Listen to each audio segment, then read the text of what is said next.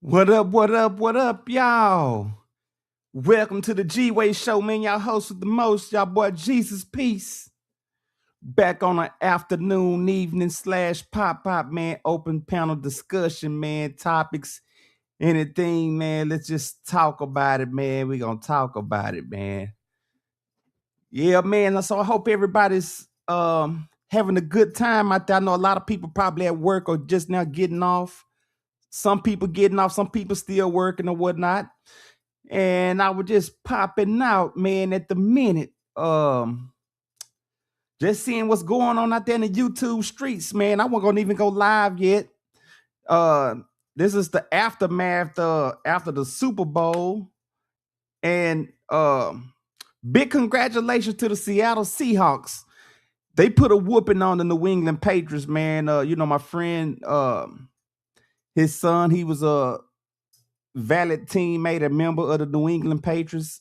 And even though they went down last night, I still tip my hat off to him, man. Chase Kevlon, man. I tip my hat off to him for going out there and fighting like a gallant warrior, doing his thing on the field, man.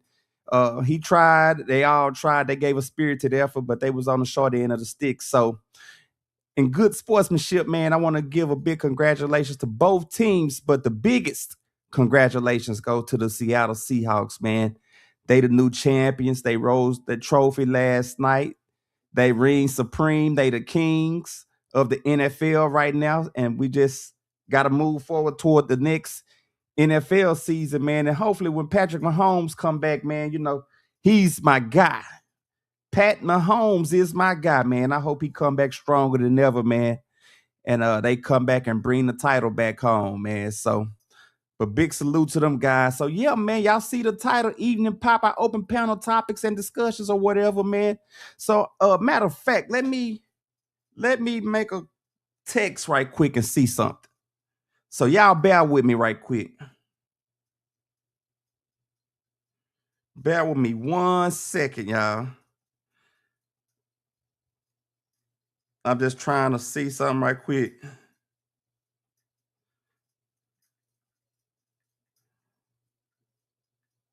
I mean, I can run it by myself, man, but it'd be just so much better when I have another person over here, you know what I'm saying, getting in the mix and in the paint with me or whatever. But yeah, man, they're trying to see what's going on. I don't even know what's going on. I know the NBA probably has some games on tonight. I don't even know who playing tonight or whatever. And I didn't want to touch on the Glorilla and her sister going back and forth thing about Glorilla not doing nothing for her family. Me and my cousin, we spoke about that the other day. And, he know how I stand on that, man. But, it's like, why even talk about that? Why even bring it up as a discussion, So, yeah, I'm just popping out, man, Hopefully I could get my subscriber count up some more. Hopefully I'll start having a lot more people coming in and chiming in and jumping in on the shows with us and, collaborate with us and, come out in the chat with us and have a good time, man. My platform, I want to be, you know, good panel topics, good discussions, man, and everybody just, you know, getting along and everybody putting their heads together, man, making this a beautiful thing. So, you know, I'm just trying to do it like that, man. You know, champs in, chumps out, man. You know how we do it. So, but I can see what's going on Skynet and the YouTube streets for a minute. Matter of fact, let me make a call right quick. Hold on, guys. Hold 1 minute.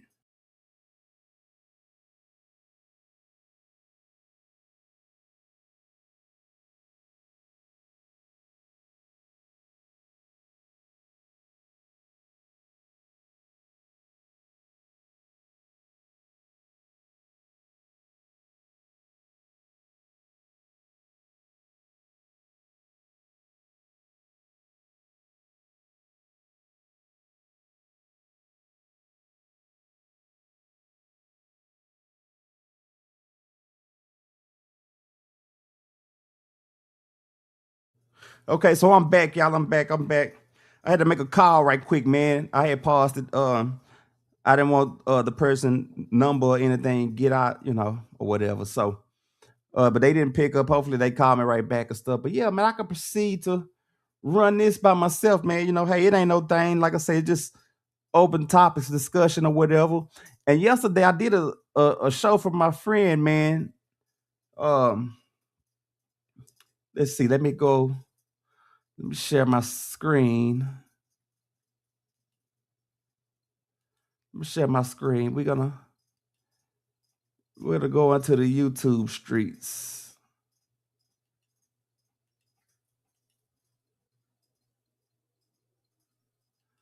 We're gonna go into the YouTube streets right quick.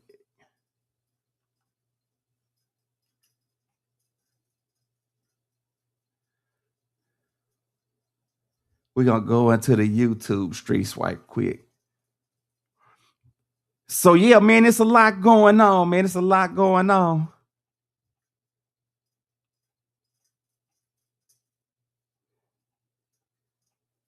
It is a lot going on, man. I see this. This was interesting. By Trey 600 TV, man, Quentin TV. He played a clip saying Triller to Legit offers 300,000 K for Go Yayo's chain. Let's check this out right quick.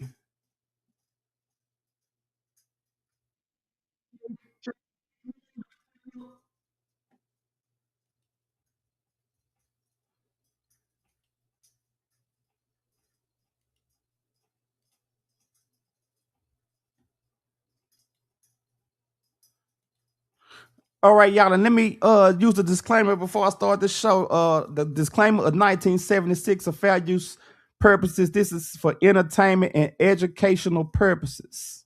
So, yeah, man, this is Trey 600, man. Shout out to Trey 600, man. This is a clip. He said, "Go Yayo broke."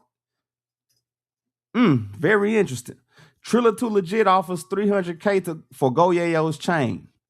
And if y'all don't know who Triller to Legit is, man, Triller to Legit, man, shout out to Triller, man. Triller is a podcaster, and he's a man of many hats out here in Houston, man.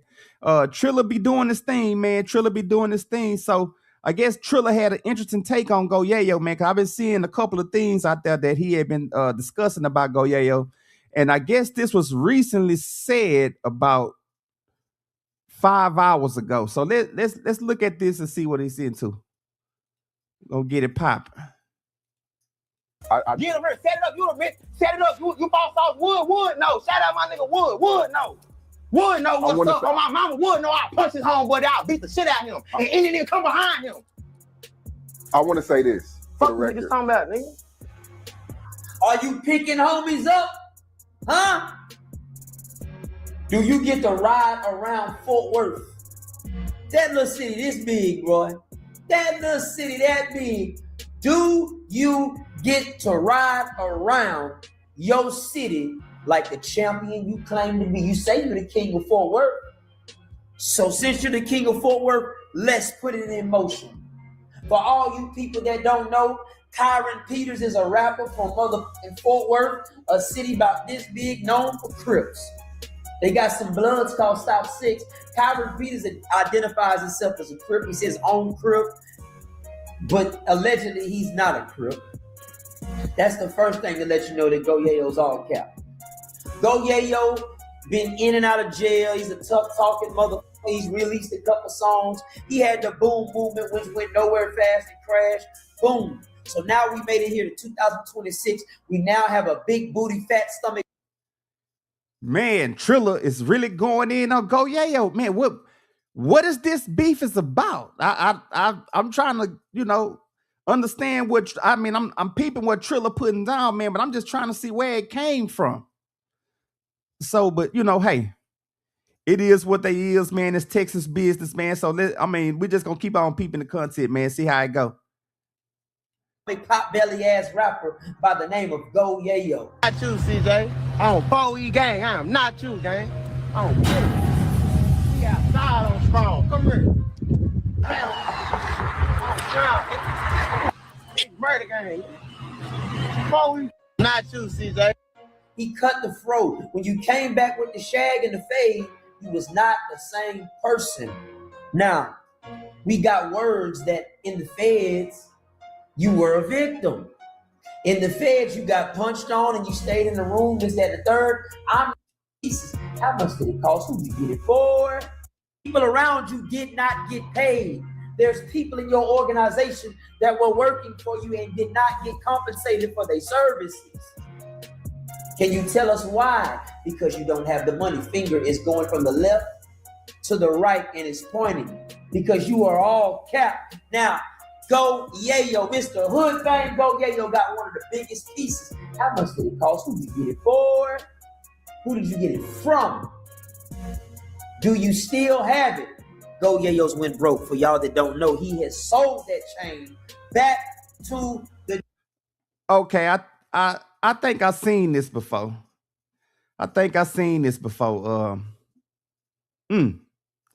This is very interesting. I don't know.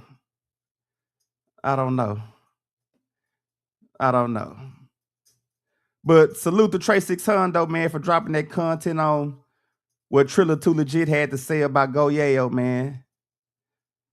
I hope those guys get it right. I hope they get it right, man. Oh, interesting. Hold on. And here's something else I seen that really piqued my interest too. I'm going to go to it in a second. Right there at the top right-hand corner. Napoleon addresses Tupac MOB tattoo and finally reveals.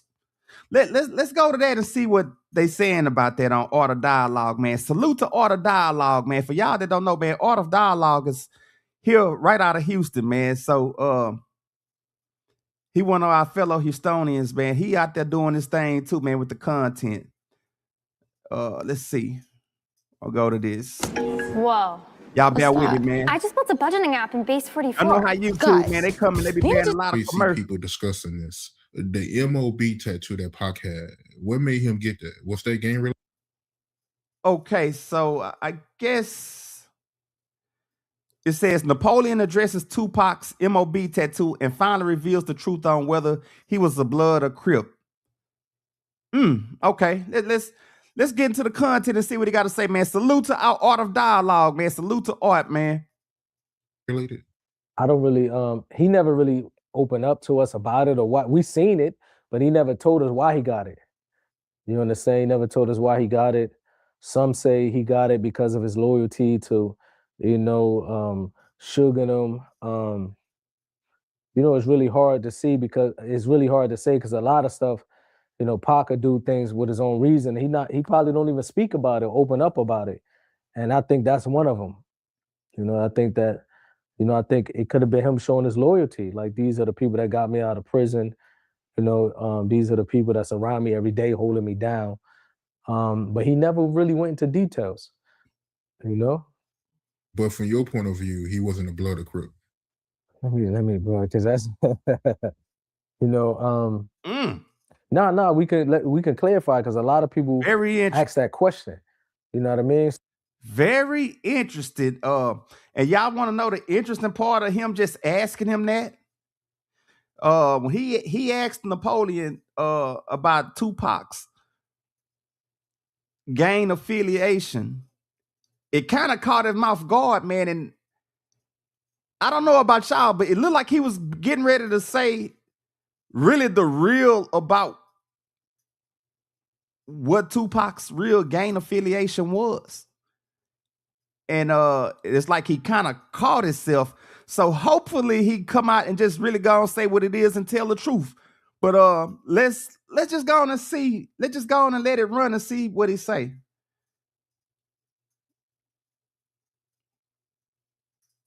Let's go on and let it run. So a lot of people, like you hear some people that say he was representing the mob Piru, that's why he got the tattoo. And then you got other people. From me, what did I see from him? I never really saw him gangbanging. You understand? I never really saw him saying, I'm a Blood or I'm a Crip, because he was too affiliated with people from both sides. Like Speedy, for example, he was an individual that we was very close with, that Pac used to say. Pac ain't really want us to get too tight with anybody, but he was like, I want you guys to spend, y'all need to kick it with Speedy and Wack Deuce. Wack Deuce is from Suge Hood, one of his little homies, you know what I mean? And then he was real cool with Syke. So I think he was just showing his loyalty. But people in LA might look at it like, no, he's representing the gang. So I guess it depends on the perspective of individual. Everybody's perspective might be different. To a person in LA, they look at it like you got MOB tattooed on you and you hanging with Suge and you a gang member. Some people might say he was yelling MOB in the Bay Area, you know, because they got their own slang. Myself, I never see him say he'll Blood or Crip. You know what I mean? You know anything about the fight that Pac and King T almost had? Yeah, I do. He said that I don't believe what Napoleon's saying right now, man. I really think even though Tupac shared his allegiance to anybody he thought he was a dear friend to, I hate to put this stigma on Pac, man, but I kind of want to believe in the end of the death row era, Tupac started banging, y'all. I just hate to say it like that, but I really do believe Tupac Shakur started banging. Especially when he was on death row, man. I think he seen how the Bloods were moving from death row, man. You know, rest in peace to Buntry, man. Rest in peace to Hen Dog. Rest in peace to that whole mob faction of death row, man. We used to hear the stories about those guys, and back in the game, man, them guys, they was really banging, man. They was really pushing their line.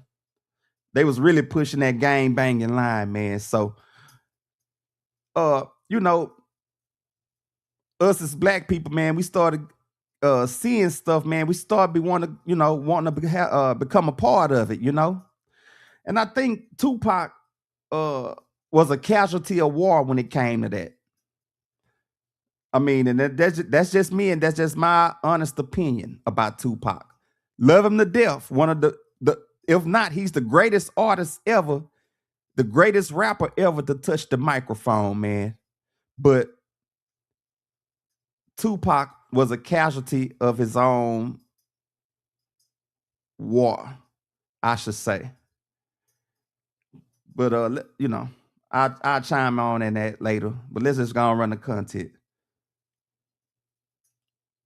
I have an idea from what I heard from Pac and like some of the members of the Outlaws, you know what I mean? And that's another thing. So from what I heard, what they said is that Pac was in LA one time and he had like a red bandana on it. And King T is a Crip, you know what I mean? Or affiliated with the Crip.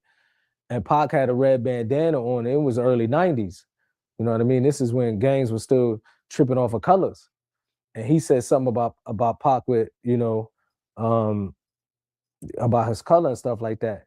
And Pac, you know, started going at it. And from what I heard is that King T went head up. Pac used to hang with this dude, man. He was wild, bro. He was I think he was from the Harlem Crips, if I'm not mistaken, from LA. Paint was his name. You know what I mean? So Pac was hanging with Crips like Paint, Big Psych, you know what I mean? Manute, they were Psych boys, but they wasn't Bloods, you know what I mean? So I guess, you know, when he had that red rag on, King T had some words with him, but I heard it escalated and Paint wanted to fight him and they went head on.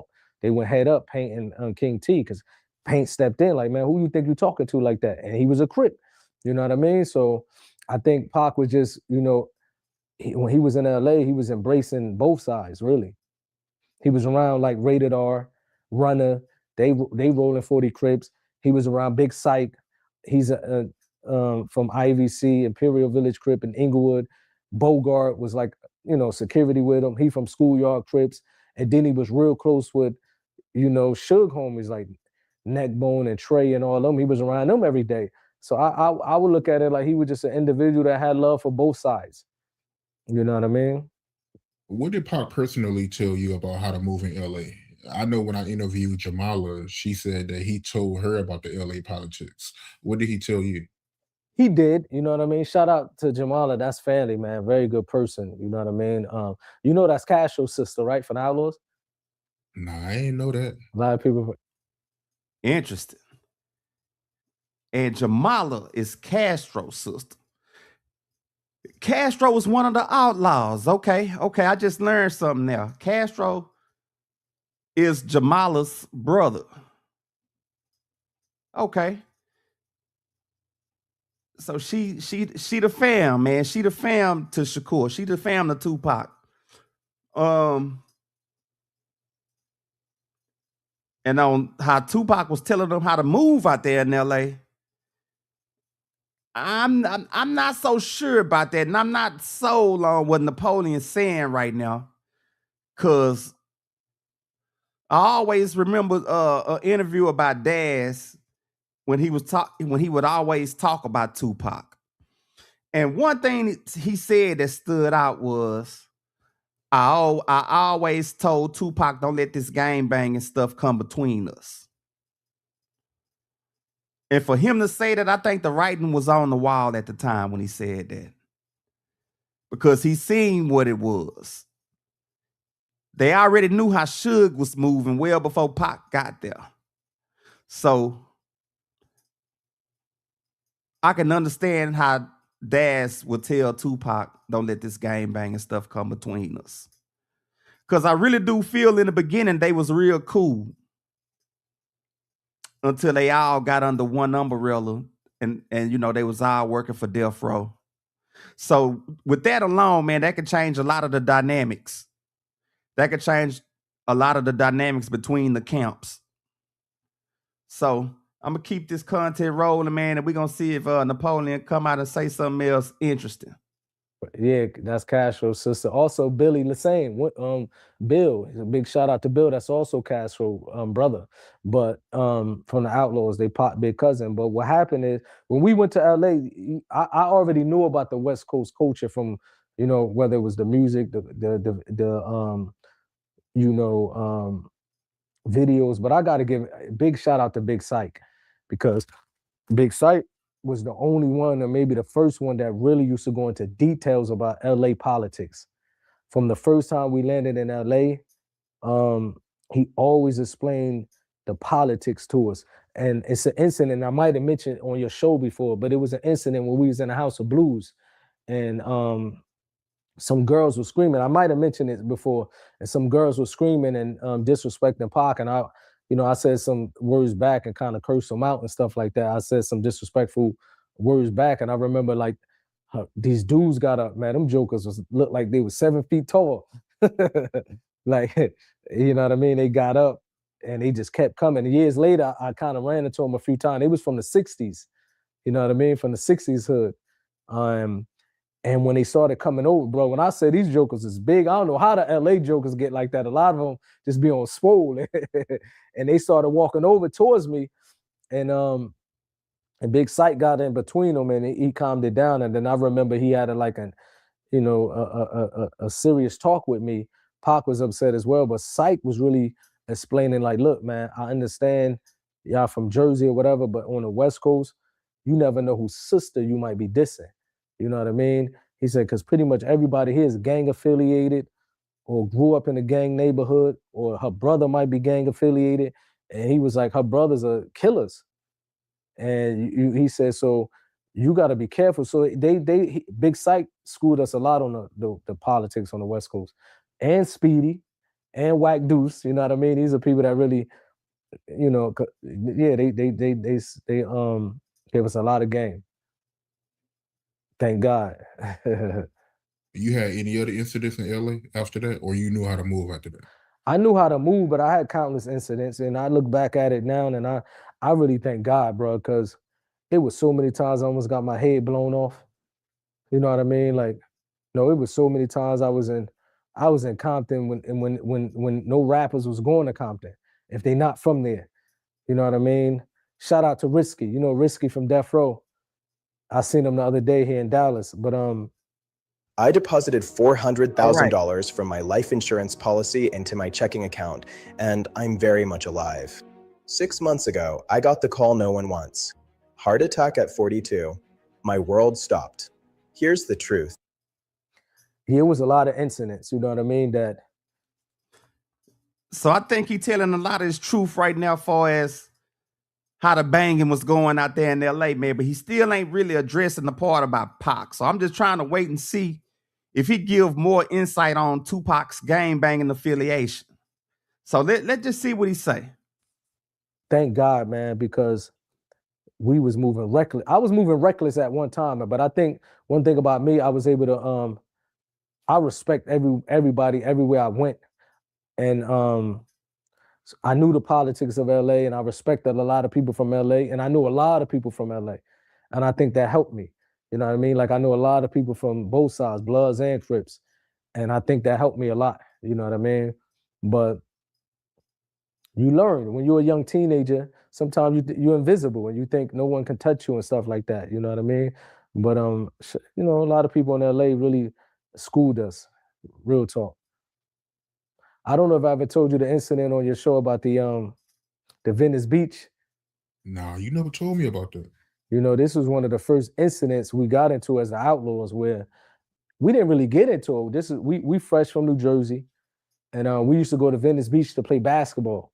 So it was Gaddafi, Fatal, I think Noble, and Castro, Edie, all of us. And we used to go there to play basketball, but we had like red like Nikes on. This dude had red Nikes, this dude had red, and the basketball court just got surrounded. Now, when you come from the East Coast, you see Venice Beach in Hollywood movies, you think it's just like a tourist destination. I don't know how it is now, but back then it looked like it. You see people on skateboards, walking dogs.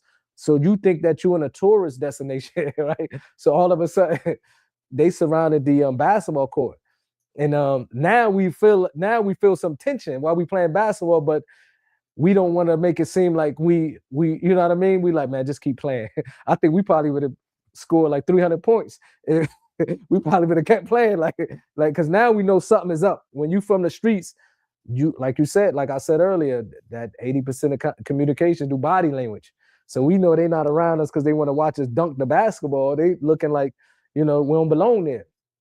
So eventually, one of the dudes walked up to us. I guess he was like their big homie, their OG. And he was like, where you guys are from? We said, New Jersey. And he's like, I figured you guys wasn't from around here. You said, but you see the little homies over there? They was about to start lighting y'all up. He said, but something told me to come and talk to y'all first because I kept feeling like y'all don't look like gang members. You know what I mean? And then he was like, this is the first time I heard something like that. He was like, this is Venice Shoreline Crips.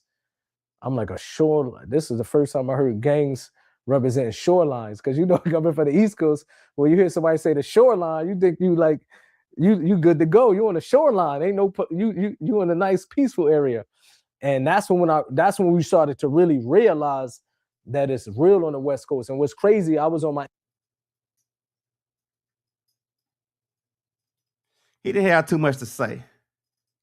He didn't have too much to say about that. Napoleon. I don't know. But he do have another, I guess this was on yesterday. I didn't see this. This was on yesterday. I just found this $1. All right, we're going to get into this one. Napoleon on Tupac and Snoop Dogg almost fighting over him trying to put out a cigarette on a man's face. Generic Viagra, and it sounded like a scam, so I had to invest. All right, so this interview once again from Art of Dialogue, man. Salute to Art. I never ever heard of this story right here about Pac and Snoop almost having a fight over this. Now I've heard claims that I guess there was an interview within the past. It was sometime, I guess, last year when Suge talked about how Tupac used to put his hands on Snoop. And I thought that was crazy work. Tupac putting his hands on Snoop Dogg and Suge is right there watching. Could anybody imagine that? Could you imagine the boss, the CEO, watching two of his workers fighting each other? I don't know, man. But let's get into this.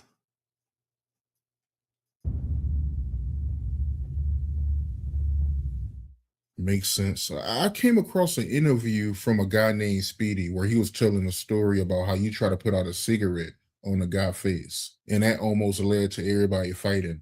Can you tell me that story in detail? Like, I always heard bits and pieces of it, but I never heard the full story until this, Speedy guy came out speaking about it. Yeah, shout out to Speedy, man. I seen that interview with him and Edie, you know what I mean? Speedy was an individual. He probably was the first dude I ever seen do the Crip walk and make it commercial. Yeah, like, really, though. Like, now it's commercial. He was the first one I seen in the rap video. I forget which rap video he was in, but he was doing the Crip walk and kind of made it commercial. But Speedy was an individual from, back in the day, was well known in LA, and Pac had a lot of respect for him. He was affiliated, with the Crips. I don't know what, I don't have to go in details of his hood and stuff like that, but he was affiliated with Crips, so he spent a lot of time with Snoop and him. But Pac felt, grew to love him and got real close with him when he was around us every day pretty much. So the story he was talking about is that we was in the studio one day and they had this room that they used to call a whack room, where you used to go, in a small room in Death Row, and it's producers in there trying to put beats together. And it was, some of the homies was in there. I think, man, a few of them passed away. I think the one that I got into also got killed. I forget their names, but Slim Capone was one of them. And I forgot the other dude's name. I was a wild individual, bro. So, we was freestyling, and I don't know, something just told me to put the cigarette out on his face. You know what I mean? So he probably had some bars that was better than mine or something. I probably just felt like he went in the freestyle battle, and I just grabbed him and started trying to put. It was actually a beanie, like these little small things they be smoking, and we was kind of tussling and stuff like that. And I went in the hallway and told him, "Come out, let's fight." And this is the hallway of Death Row Studio. Somebody ran and got Pac, and somebody got Snoop because he was with Snoop and them. You know what I mean? And I was just wilding like, man, Pac gonna fight Snoop. Snoop was right there, and Speedy said, like, Snoop was like, "Ain't nobody fighting nobody. Edie, you gonna fight Daz? I'm gonna fight you, the dude I got into it with. Fatal fighting Corrupt." Like, I just started matching everybody up. You know what I mean? And like, Speedy was the only one that said something. I think that's how we got cool, because he was the only one with it. Like, bro, what's up? Like, what's going on? Like, anybody want to fight? Let's fight. And then Pac and them started calming it down. You know what I mean? But it was a situation, and then we got close with Speedy after that.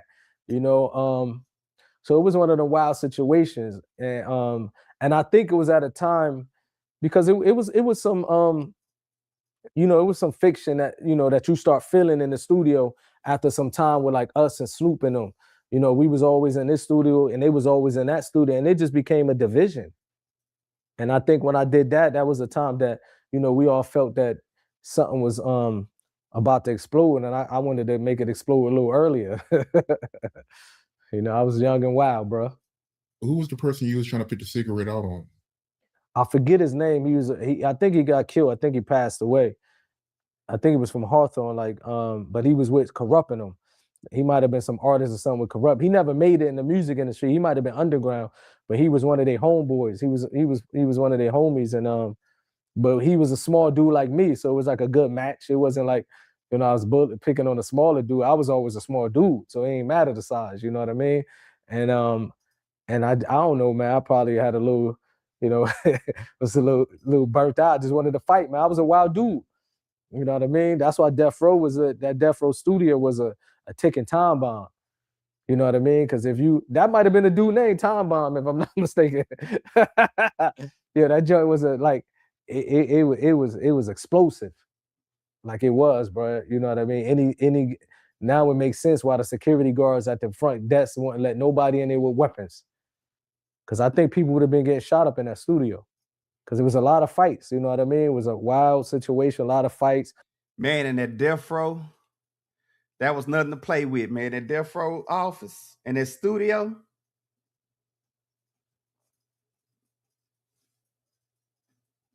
That studio was nothing nice to play with.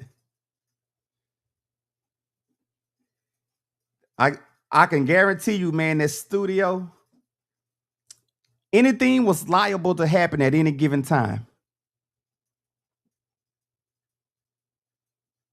But I appreciate these stories now that they've been coming out with for the past 15 to 20 something years, man, because now you really starting to put the full puzzle together of what happened at the end of Death Row.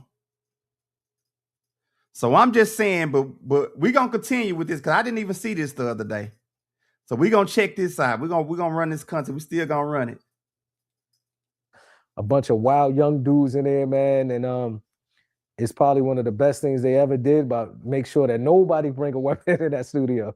The tension was that high around Death Row, yeah? The tension was that high because I remember when we first got to Death Row. Eve to me is basically freedom. It's a giant open universe where you can do whatever you want. It was a lot. We was close. We would go play basketball like every Saturday at Snoop House, the Outlaws against the Dog Pound. A few times it was saying, I think Pac got into it with I think it might have been Little C Style. Shout out to Big C Style. You know what I mean? And Little C Style. I think him and Pac kind of got into it a little bit on the court. And but that's natural. That was basketball stuff. You know what I mean? Corrupt Daz. At the end of the day, we always close like family, but I guess it was some fiction, which is natural because if you got these individuals that's coming around, it can happen in any family. Like sometimes you beef with your brothers and you don't get along with your cousins. You know what I mean? Your cousins, you might be from New Jersey and you got cousins from Virginia somewhere. When they come up with a different style and everything, a different, culture almost, you're going to collide sometimes. So that's how it was. We was mainly from the East Coast, moved to LA, you know what I mean? But we kind of had some experience with LA. I remember, because the first time we ever went to LA, Pac was locked up and it was, I forget what year it was. And we got picked up by Runner, not Baby Runner, Runner. He's from the Rolling 40s and Pac had a very good close connection with him. So we was always tapped in with LA dudes. So we was always learning the culture, you know what I mean? But still, we was East Coast dudes in LA. It's still going to be some fiction if it's a bunch of East Coast dudes. And not only that, when we was in the studio with Pac, it was a bunch of West Coast dudes with us. And it was a lot of tension for sure, definitely. Just out of curiosity, to go back to that studio incident, why was you so determined to put out this cigarette on that dude's face? I don't know, man. I think it definitely was the devil that told me to. Yeah. So I just said, just put the cigarette out on his face. And I really was trying. Like, it was a struggle because he was holding my hand. Stack for the lie, you know what I mean? But it was just one of them things, man, that, yeah, bro, I was in some dark days. For real, though. Like, I used to think of some crazy stuff. And, good thing he fought back. Good thing he fought back and started grabbing my hand because he was shot. Like, yo, what's wrong with this little crazy dude, bro? You know what I mean? I just wanted to put the cigarette on his face, man. Something just told me to do it. Which now that I look back, it's crazy. Crazy work. Crazy work, man. Shout out to Napoleon, man. Shout out to Napoleon. Shout out to Napoleon, man.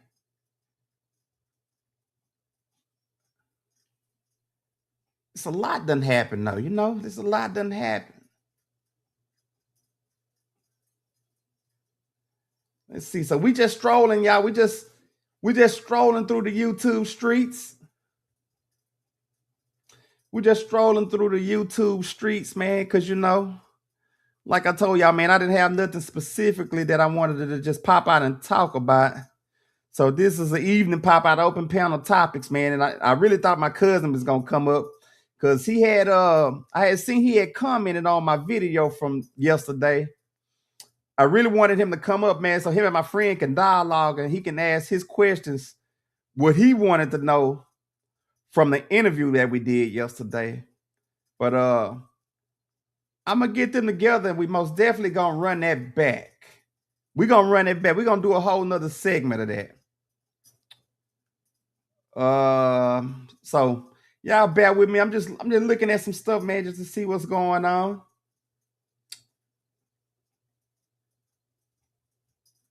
Let's see this. Salute to my boy Pico, man, at Hot Thoughts TV, man. Salute to Pico, Dead End Red, and that boy FDA, man. Salute to the guys, man. They out of Houston, man. Brand new. They've been doing the podcasting thing here, man. They hot, man. They got the city on fire too, man. So salute to Hot Thoughts TV, man. Salute to Smackwater. And I'm gonna play this clip right here. I want to see what this is about. It says Smackwater reveals why the Houston music scene fell off. We gonna run this right quick. So salute to my boy Pico at Hot Thoughts, man. For I'm gonna use this little clip right quick. I just want to see what they was talking about so I can see what he's saying and maybe just chime in on it or whatnot. I don't really like talking about the Houston rap scene like that, but even though we in it, but it's something else, man. It's something else, man. I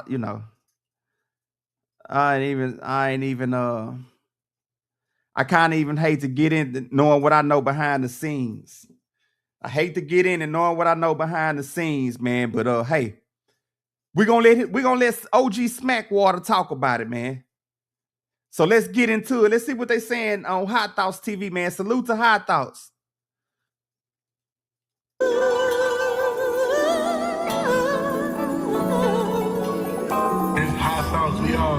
And I just really think that it's up, fam.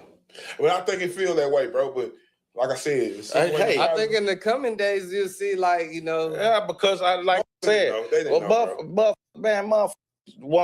that's the event to be seen at. That's the it. But it's event. like, bro, do it really want to clout chase and go sit at a funeral? Yes. I guess they gonna put that shit on. Like, oh, I'm gonna do this to my car, and we gonna come. I'm gonna get this kind. Bro, it's finna be a star-studding event in this funeral. Yeah, I agree. And the sincere shit happened today. And it's unfortunate that all those who were really sincere about him didn't know. They didn't know, bro. Yeah, I don't think some of them knew. I think how long have they been promoting it? I mean, like I agree with you for sure. It's some certain you should know. Like it was no ifs, ands, or buts. He was supposed to be there or find out. Like, hey, what we doing? Let me tell you something. I got it from Lil Mario. If Lil Mario know, I know the rest of them. Yeah, because he told him. If Lil Mario know, I know the rest of them. No. One thing, yeah, for sure. I know the rest of them. Maybe they got it too late. If Lil Mario know, matters when you got it. They don't give a god if you got it and you was in a piece of climb up out of the cake. Yeah, but what if he was in a piece of to 5'10" and he didn't see it? Stop mid-stroke, cake. And put your clothes on. So you want him to come out there with blue balls? All that. Like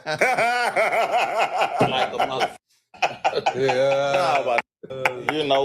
It's really that's because this is a problem in our culture, man. And this is just like a microcosm because it's just this leads to all of this, fam. And it starts. The problem in the Houston rap culture, man, is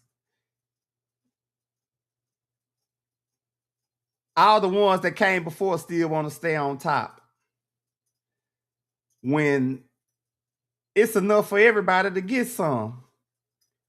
I know a lot of the Houston artists, and probably a lot of them probably done came across us and seen us. But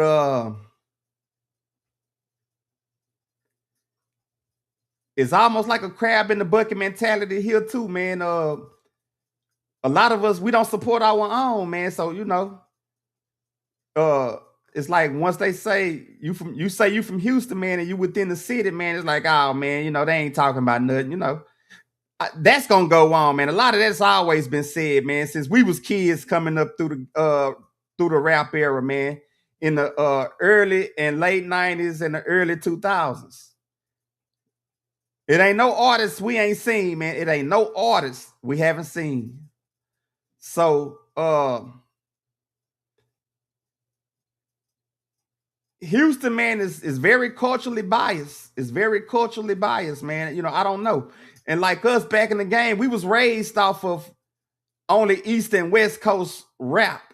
Now, we did hear some of the Houston music, and the Houston music that we did resonate to. Those guys, man, I'm going to be honest, they talked about the struggle. And that's the music we gravitated to, the struggle. So, you know, hey, I don't know. But I just want to see what Smackwater and Red and them hitting on.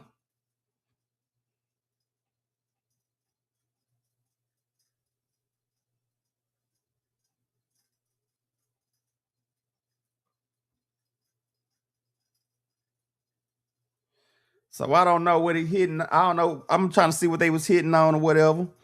But they the guys, man. So I'm gonna still run and see. We're gonna see what they say. With this little spec, fam. Yeah. Like it really does. Motherfuckers want to know why the culture is stagnant, why we ain't created no mother superstars in 20 years? Over 20, yeah, 20 years.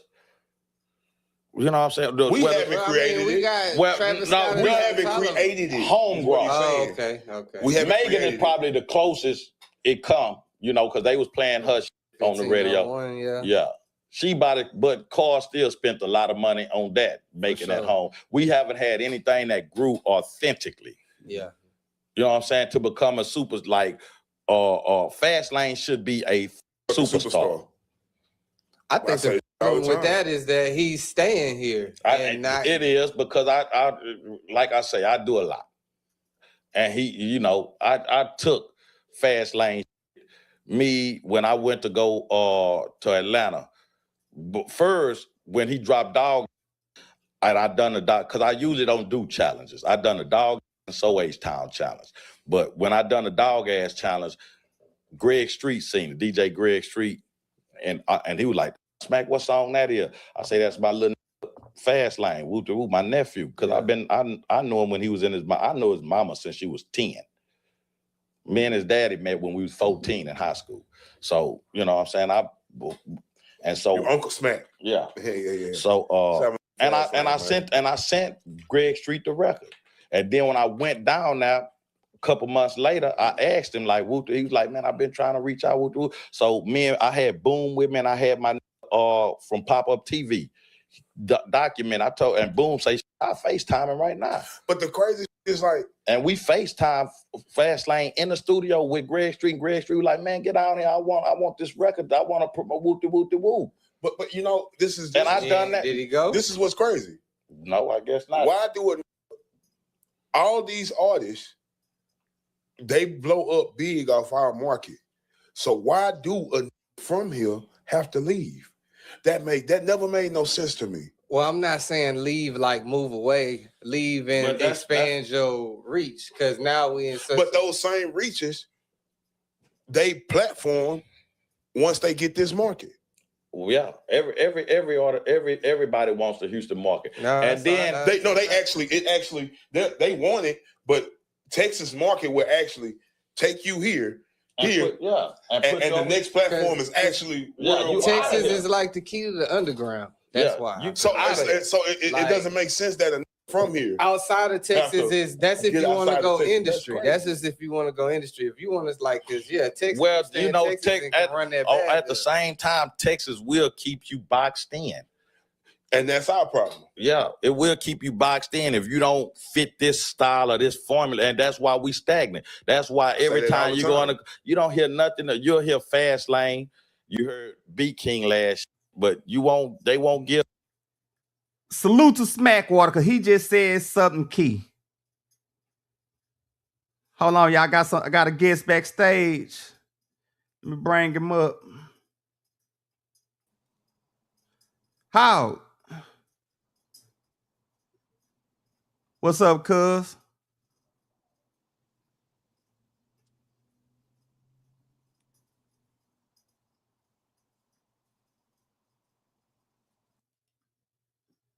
All right. I don't know. Let me go back because it threw me out. Hold on. He just said something keto, Red. Smackwater did. Advance their career. And then a lot of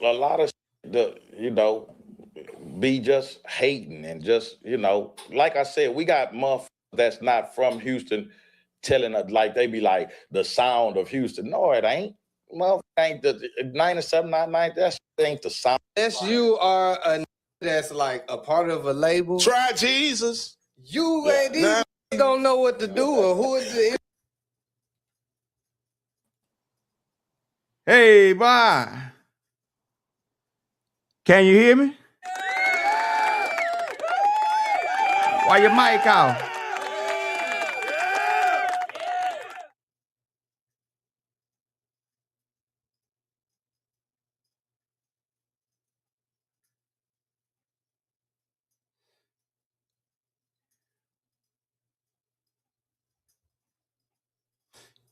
Yo.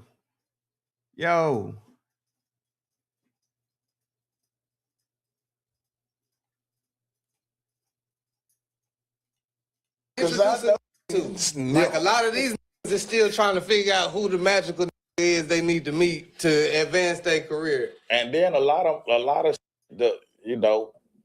be just hating and just, like I said, we got motherfuckers that's not from Houston telling us like they be like the sound of Houston. No, it ain't. Motherfucker ain't the 97.99. That ain't the sound of Houston. That's not from Houston can come to Houston and win faster in the music scene than a from Houston. If you, I'm seeing it. I'm seeing it a couple times. Like, you know what I'm saying? The right people in the right, you come into the right mother. It's a problem, man. But I also say this as well. We are at our best when we have a street DJ feeding the people, and we don't got a DJ in the streets feeding the people. We don't have a Screw. We don't have a Watts. OG Ron, she don't concern himself with that shit anymore. We don't have a DJ, and the model has changed. Yeah. The model has changed. That phone, whoop de whoop. Ain't no. If you want to Texas. Well, Texas run that at the same time, Texas will keep you boxed in. And that's our problem. Yeah, it will keep you boxed in if you don't fit this style or this formula, and that's why we stagnant. That's why every time you go on, you don't hear nothing. If you don't fit this style or fit this formula, they won't let you in, and that's the problem of Houston. Houston, Texas. If the artists don't have the style and formula y'all want them to have, y'all will not allow them in.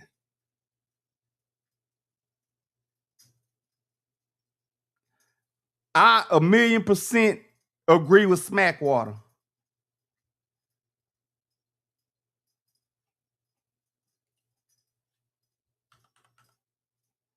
Hold on, y'all.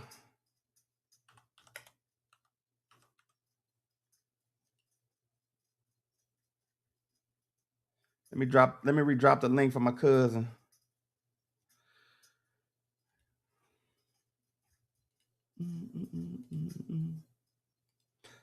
We was chilling at the park one day.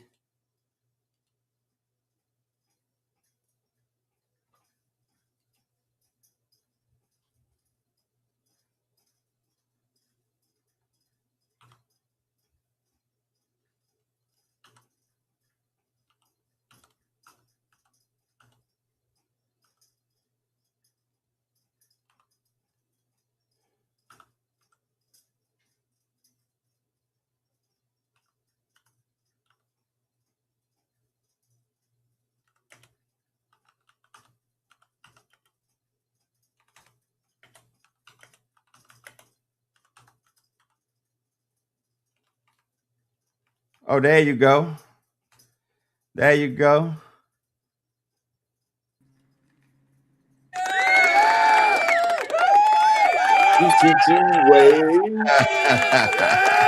Make sure y'all subscribe and share, y'all. Like, share, and subscribe, y'all. Like, share, and subscribe. Shit, what's up, cuz? What's the business? Shit. Keep the gospel going. What they talking? Keep the gospel going. Oh nah, man. I was running some content. I'm a little partner show at High Thoughts TV. Okay, check it. Let's see what they talking. And I was just listening to Red, man, but he said something real key about why the Houston rap scene is not on. Okay. Basically, he said if they don't meet the criteria and the sound of what the city is, the city won't let them in. And I said, I totally 1,000,000,000% agree with what he said in making that statement. Who said that? Smackwater. Okay. And what kind of music Smackwater jam, I wonder? I don't know. But I wonder, do he jam Kiki or Zero or what's their name? Hawk or... I mean, I'm gonna just say this. I'm pretty sure they do. I mean, they jamming what's in the city that they saying is hot.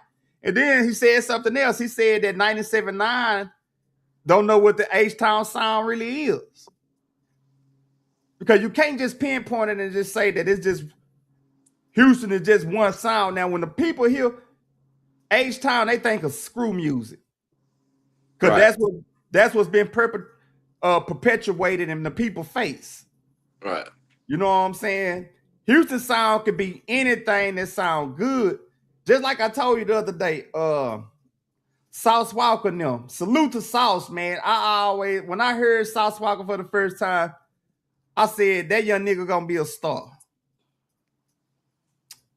And I was dead spot on. Now, if we go back in time and I really tell how I feel about what's the real sound of Houston music, I got to give the real props to 8Ball and MJG and the Swab Federation. Because the sound of Houston music to me back then is the stuff we seen when we was going to the clubs, going to Oasis back in the game, Jamaica, Pink Monkey, all that stuff, man. We was jamming that space age pimping. Is that or is that not a fact? And the Federation camp was set up in Houston. And a lot of people don't want to acknowledge this, but when Suave House was really pushing a line in the city, Rap-A-Lot went on a hiatus. So shit, what's your thoughts? Time in. On Can Smack you hear me? on Smack or what you said? What I'm saying right now. Yeah. Yep. Yeah. Now, the thing is, DJ Screw made Houston be recognized, basically. R.I.P. Screw, man. Yeah, he did. So that's why Houston is known for screw music, because that's the culture of this shit, as far as he the first motherfucker kind of put it on the map. I mean, he was bigger than the fucking Ghetto Boys. And they supposed to be the first Southern Houston, Texas. Alley-oop.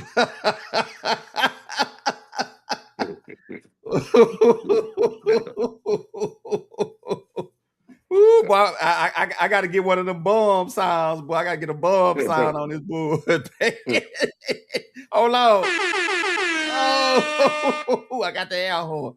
But hey, that's crazy though. That's crazy that we could just say that, man. It's like, nah, it ain't that you saying that. That's how it was written. Shit.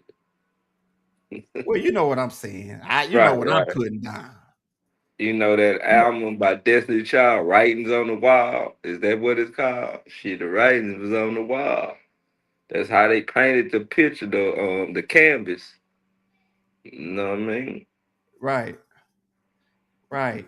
But that just go down to the history of rap a lot, what I would hear you and D Ray would say all the time. Cause I really don't know. I would just listen to y'all basically, cause y'all older than me at that, when we were just young hogs sitting in a room and shit and discussing, music and artists and labels and things. Right. So like I say, I don't really know really the background on rap a lot, just the things I hear, and people say don't believe everything you hear. So, but my cousin D Ray, he had a story one time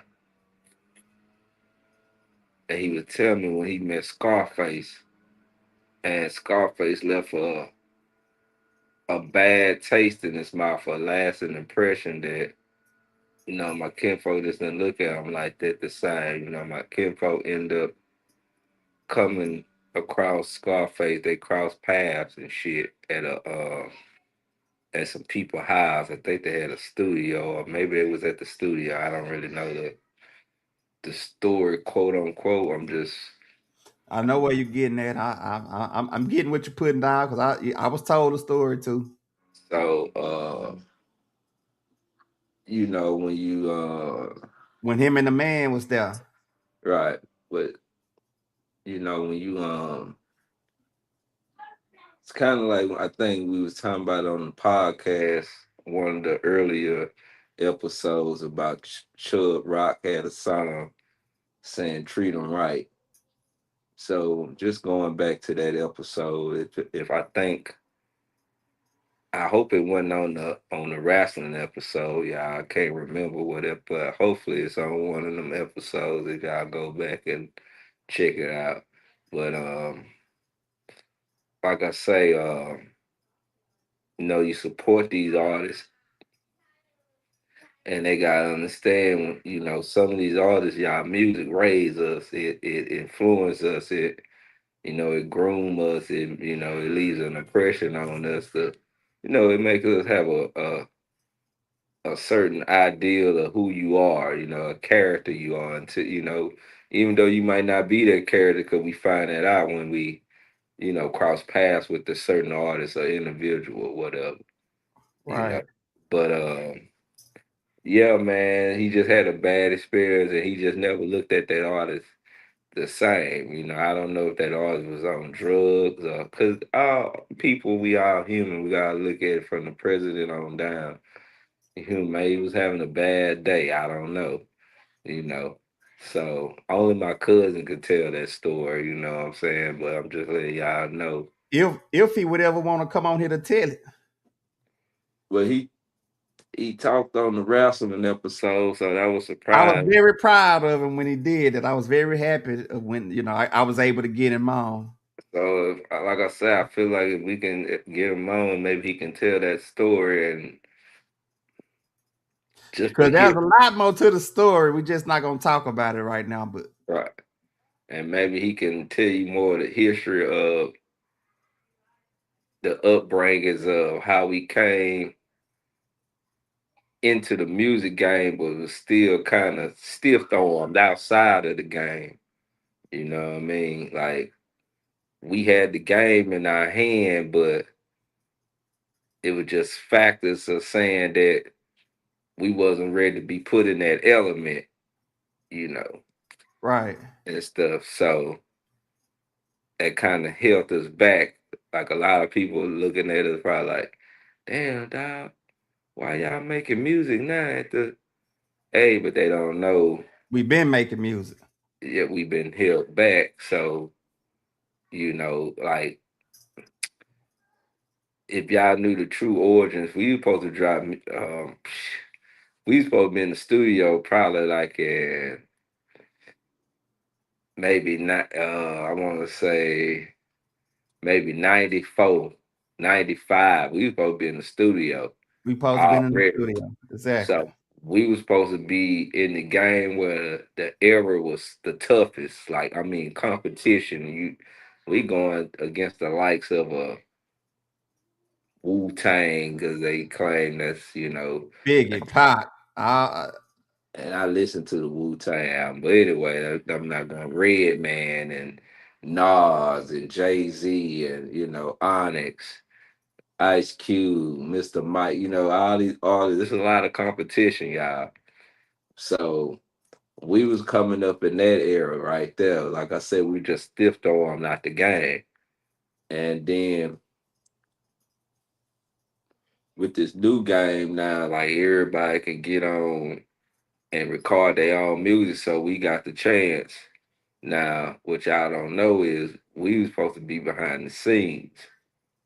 Let me tell you, hold on, I'm gonna let you talk your Okay. shit. Come at the boom, there it is right there. Come on. Yeah, Go so on, run.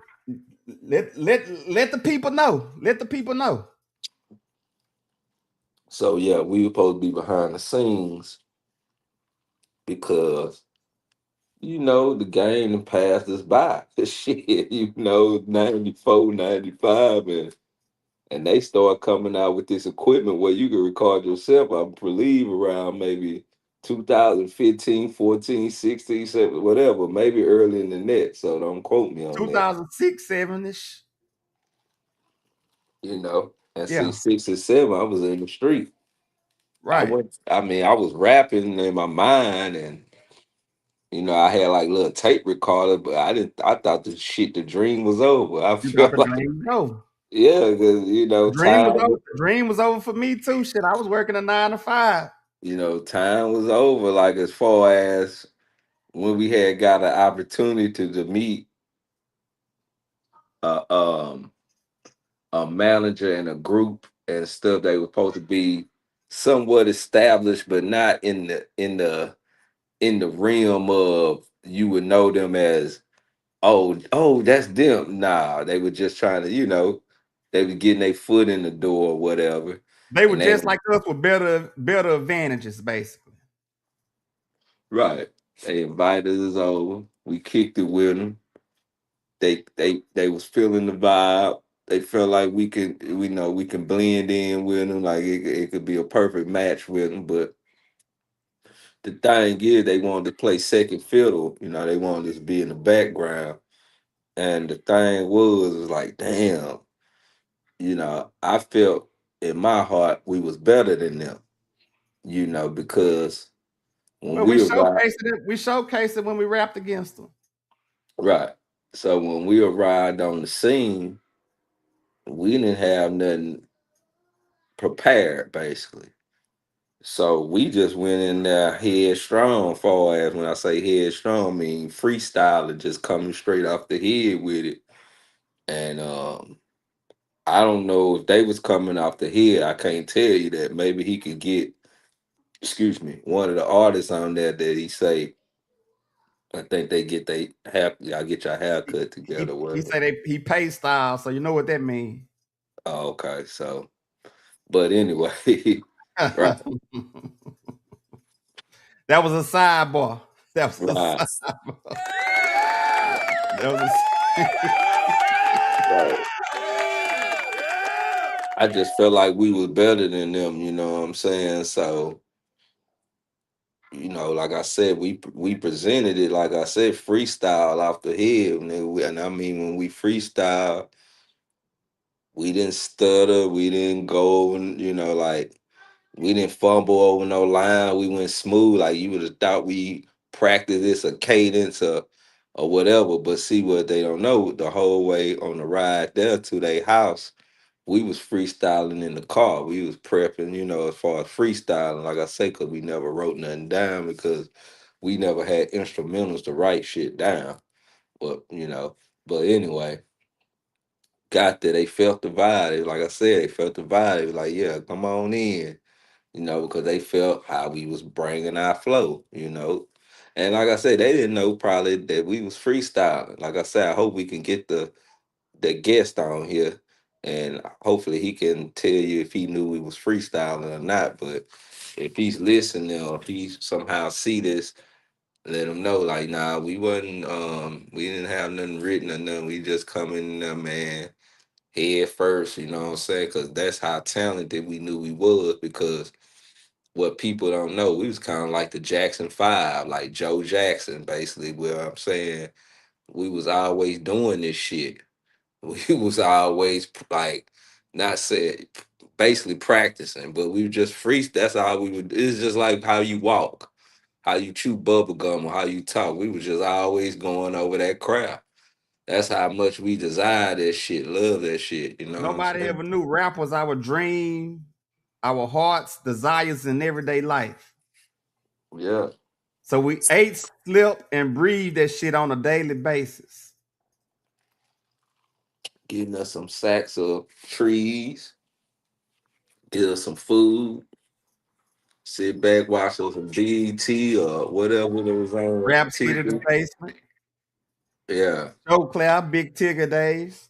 You know, just chilling, y'all. Just typical young black brothers coming up with no income at the time. We didn't have no job. We were just scrapping and getting by, trying to find our way in America, you know. Not really getting the proper guidance and stuff. But anyway, we came out all right. You know, we still rough around the edges, but back to the subject and whatever the topic, and probably that's another story. We can talk about that. But yeah, you know, we got with them. They presented us something, but like I said, we wasn't down with it, you know, so we just we just kept doing what we were doing. It just faded away because like I said, it wasn't no really no studio where you could just go and go rent an hour and you know what I mean? Like it wasn't nothing Right. like that. What people don't understand is different from today, from the yesteryears. Like, you know, but anyway, yeah, man. So after that, like I say, I was just hustling.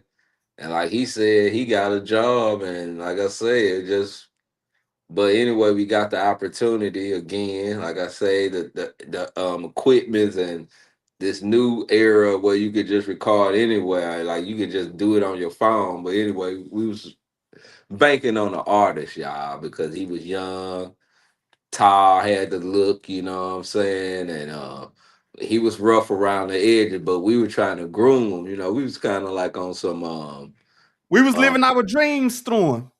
right. Basically, we wanted to smooth him out like how Puffy had Biggie.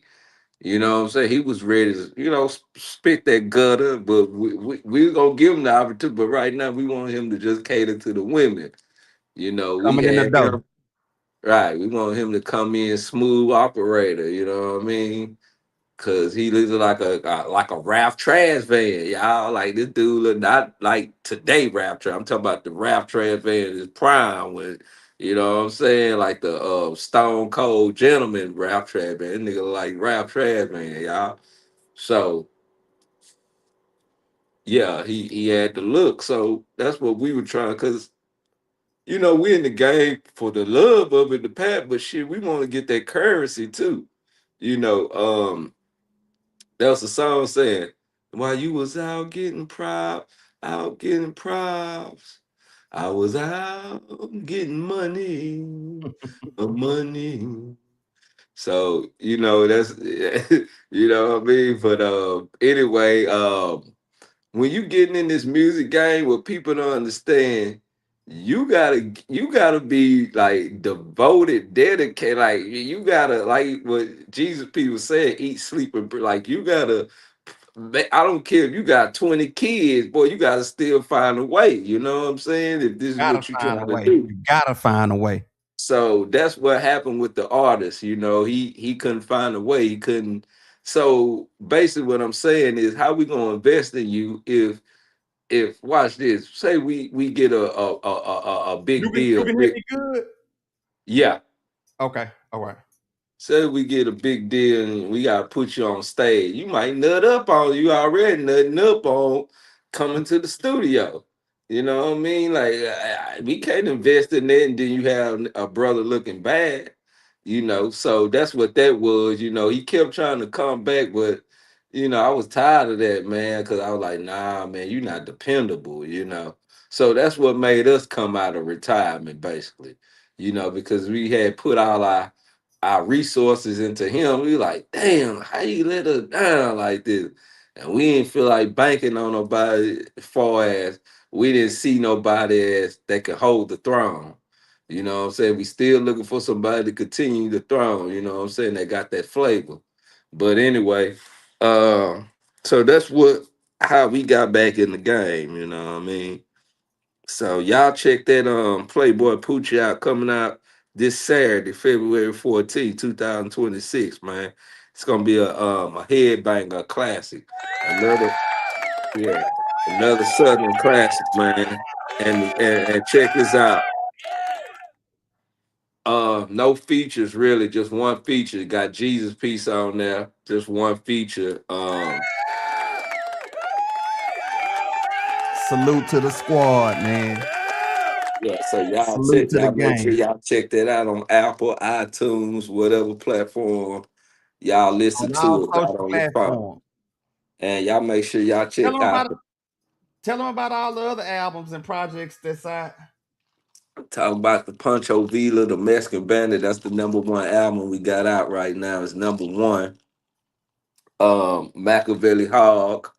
That's a dedication to Tupac. Real classical album, y'all. That's a real classical album. Right. We got the Drillology 101. That's basically just taking them to school, these street fools. You know, that's what that album about. Let you know that we've been there and done that, and we can still get back on that note, you know.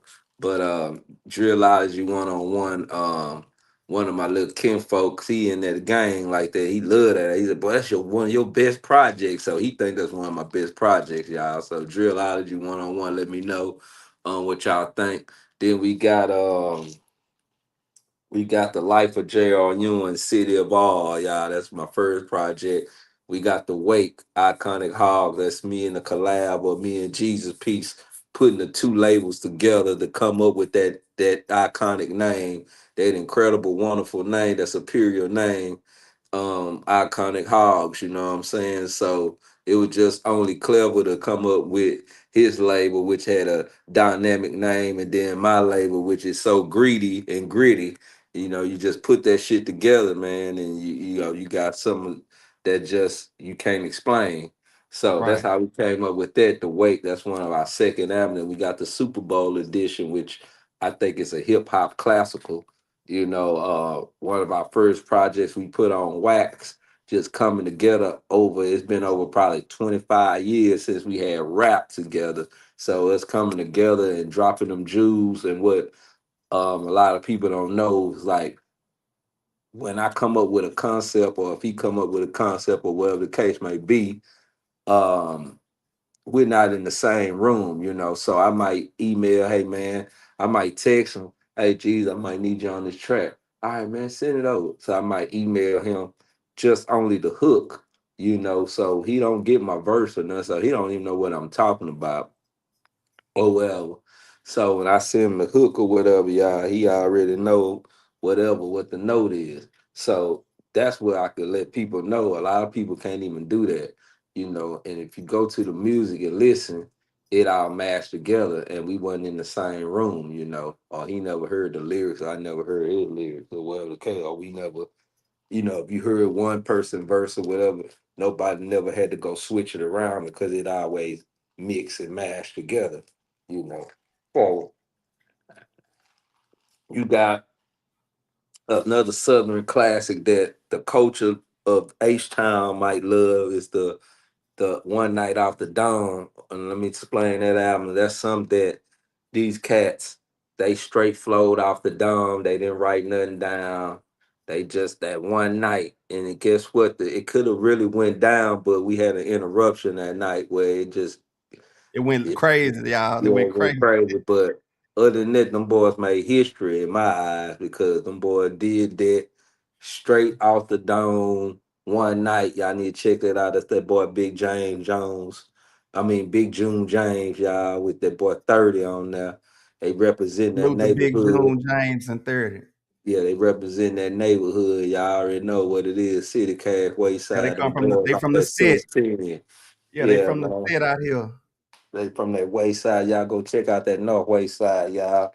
But anyway, then we got another beauty because sometimes we'll take it outside of hip hop, but then we'll go into something that's slow and relaxing and then might pop, you know. So we got that music for the angels to hear that's by another artist, Heavenly Roads, very creative artist.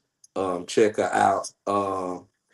I mean, man, one underrated album. I mean, very beautiful album, y'all. Like y'all would love that album, especially for a lady of her age and all the things that she went through. And then y'all can also check out we got the DAG project. That's basically just like a compilation of different cats, different hogs that I mash with, that I mess with, that I feel like are very underrated, that they don't get they just do in the game out here in the city, you know, and we put them on the wax, you know what I'm saying? We came up with the hog gang, excuse me. And that album, Jesus P said, is a very pivotal album for the city, you know, so excuse me. And then we got a couple of singles, you know, Cash Flow, Why They Hating, and we got another one. What's that? We're Acting Up, y'all. So Acting up. we got a lot of stuff, y'all, and then we got future projects. So we got Hard Fodder, which is really my actual first album that I wrote. I was hesitant to put it out, but Jesus P told me go and put it out, so I'm gonna put it out. But it's really I'm not proud of that album, but I'm gonna go and put it out because it's art. So y'all be ready for that. Then we got Peter with Straw, the Devil's Son-in-Law, which is more of a jazz album, more blues type, like on some Quincy Jones type shit. You know what I'm saying? It's kind of like the hip hop version of Off the Wall. You know what I'm saying? So in a sense, y'all, you know what I'm saying? I ain't gonna say it's like, but you know, yeah. And then we got Amadeus coming. That's supposed to be my last project, but then we working on some other shit like DHG2 project. We gonna drop that little run, Still in the Trenches. Then we gonna drop Salute to Lil like Ron, man. yeah, we're gonna drop that DHG2. Then we're gonna try to work on that Hitman, that Brit Hart album. And then we're gonna try to work on that Final Level. And then Iconic Music Group, they're gonna be dropping some future projects. I believe Levi Tracy and them got some things. If y'all want to check that out on YouTube, that's Iconic Music Group We CEO gonna do, Drew. and we gonna do a segment on all that too, man, where we gonna show the videos Right. and show the songs, and we're gonna take the people through a recap of what we was going through in making the process of these videos. Mm. I think that'd be a real pivotal show. Right, right. Because we never got to give the people the proper introduction. So this show was an open topic discussion, man. But I'm glad you chimed in and came on. So you know, hey, he gave y'all a introduction into how the Iconic Hogs came together. Yeah. We're supposed to be doing a bio, y'all. So give us a little time. Let us work out the kinks. And, you know, we still figuring out the game and we still piecing it together, you know, because, you know, people don't want to give you resources. People don't want to give you certain, you know, insights on like what you need to do, you know. So we just Right. we just crawl until we can walk to that door and open it ourselves, basically. You know. And I am, man. I'm real glad we still stayed on the music journey, even though, you know, like you said, we had got away from it for some years, but everything came back around full circle, and we was able to put out a whole bunch of projects. Right. Yeah, very slept on projects. Like I say, y'all cats check it out. If y'all some cats here from the city of Houston, y'all really need to come support the homegrown, you know, music is just as best as any of the cats that y'all like to listen to here in the city, if not better. You know, not bragging and boasting, not tooting my own horn. It's just that we've been around from the beginning of basically hip hop, so we know what taste is.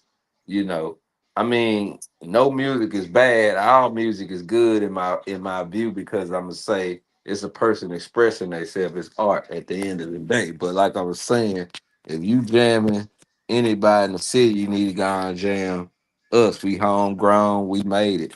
As far as that sound, and we not that them type of guys that talk about that. We don't got that basically that underground sound because I know a cat named Ice Water Slaughter. He was like, man, y'all got that mainstream music, man. That shit that'll get you in the industry.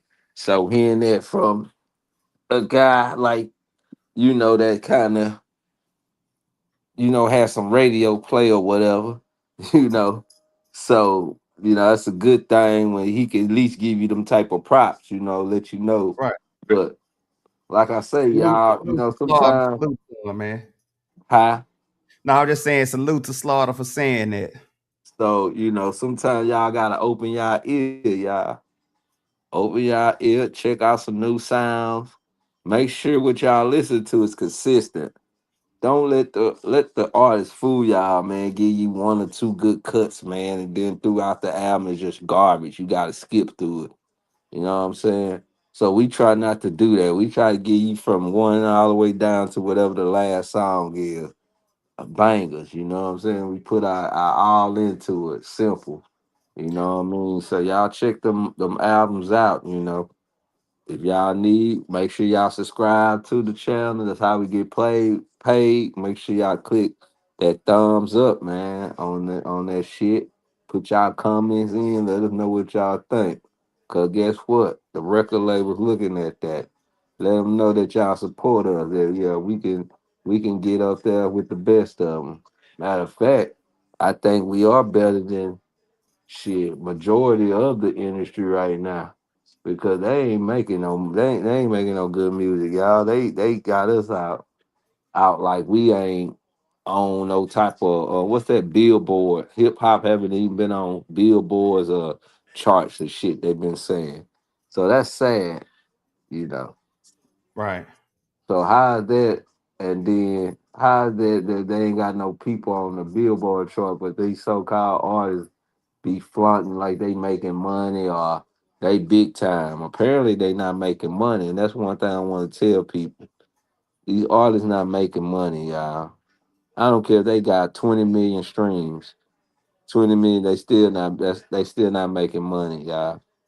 So I'm just letting y'all know they struggle, they struggling just like us, y'all. Most of them, they just 20 make it million out. streams is like what, $20,000? Probably not even that. Not even that, yeah. So that's what I'm telling y'all. So when y'all see out there, they ain't getting no money, y'all. And then watch it, even if they do got 20, 30 million streams, watch that. That shit ain't even real. Y'all, them bots or something. So they really not getting paid. You know what I'm saying? So yeah, man, that's why you be hearing all this commotion about this person got a problem with the label or this person ain't getting paid. Like you hear finesse 2 times about it. Because it ain't no money. Where the money's not being generated since they made this new game where people got to go with streams and views instead of selling tapes and CDs. You know what I'm saying? So hey, yeah, what it Very is. interesting. The other day I seen J. Cole, man. He went back to going out there pushing CDs. But there ain't no CD players and no new cars. How they gonna play it? Yeah, I know, cuz you're right, but I'm just Right. saying. Where they gonna play that when I seen it too, but I was like, damn, how they gonna play the shit? Where they gonna play it at? They gonna have to have an old ass car. People ain't having old cars no more. People trying to keep up with the Joneses. Even if they can't keep up with the Joneses, they still trying to flaunt. Motherfucker trying to ride brand new, nigga, and they know they can't afford it. You see what I'm saying? Right. Man, you rarely see a motherfucker that got a CD player in their car. I'm talking about here in Houston, so I don't know. Maybe they pull wherever he at. You know what I'm saying? But here in Houston, everybody ride new shit, man. People got Everybody. everybody got up to date pretty much shit. So ain't no CD players in nobody car around this motherfucker unless they got an old ass slab and that bitch might got a motherfucking 8-track deck in that motherfucker, or a tape deck in that motherfucker, or a CD player if he put, you know, the radio in there or whatever, y'all. So, but yeah, other than that, man, yeah, man. So how that's gonna happen? So I don't know. I don't know how that's gonna happen, y'all.